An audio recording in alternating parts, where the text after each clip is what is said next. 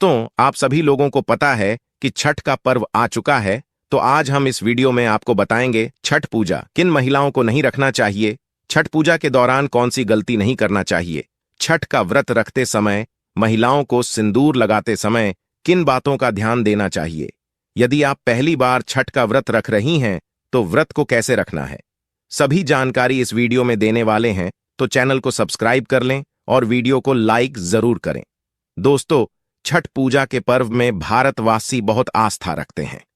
यह व्रत संतान की लंबी आयु के लिए रखा जाता है। बता दें कि इस व्रत के लिए 36 घंटे का निर्जला व्रत रखकर पूजा की जाती है।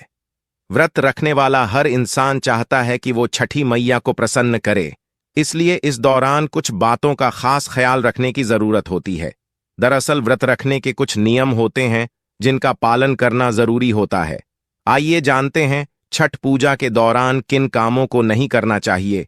सूरज को अर्घ्य देते वक्त ना करें भूल। छठ पूजा के पर्व पर सूरज को अर्घ्य देते वक्त किसी भी तरह के शीशे या स्टील के बर्तन का इस्तेमाल नहीं करना चाहिए।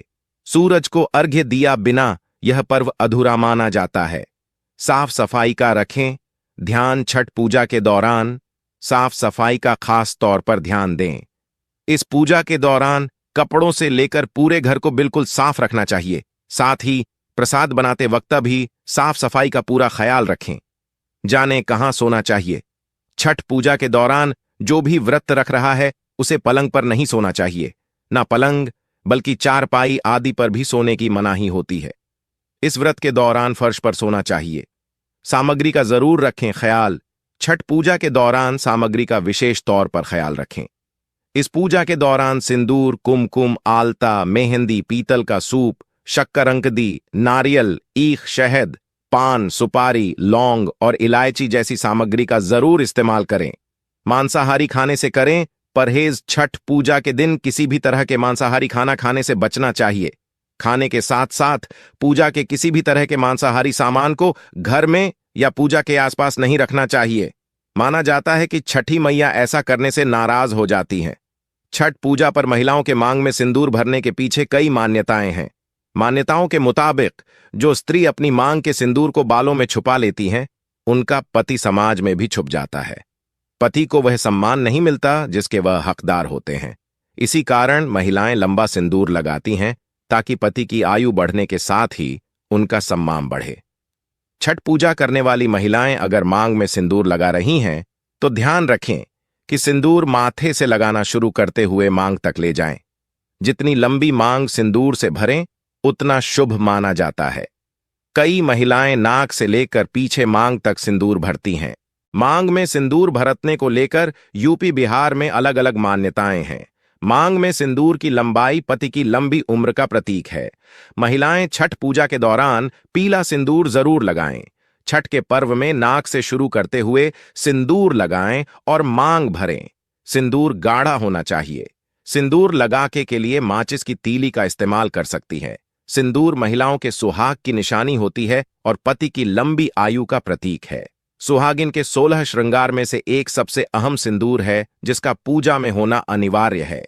36 घंटे का यह कठिन निर्जल व्रत गर्भवती, धात्री एवं मधुमेह से पीड़ित महिलाओं के स्वास्थ्य के लिए हानिकारक हो सकता है। उनका कहना है कि व्रत रखना अपरिहार्य हो तो गर्भवती एवं धात्री महिलाएं बीच में पानी एवं जूस का भरपूर सेवन करें ताकि शरीर में जल स्तर बना रहे। ऐसा न करने पर तमाम दुष्परिणाम संभावित हैं।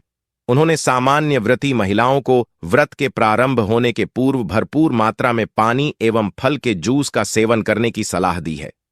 शुगर से ग्रसित महिलाओं को उन्होंने व्रत से दूर रहने की सलाह दी है। व्रत न तोड़ ड्याच पाने की दशा में उन्होंने व्रत प्रारंभ होने के पूर्व दवा का सेवन न करने को कहा है।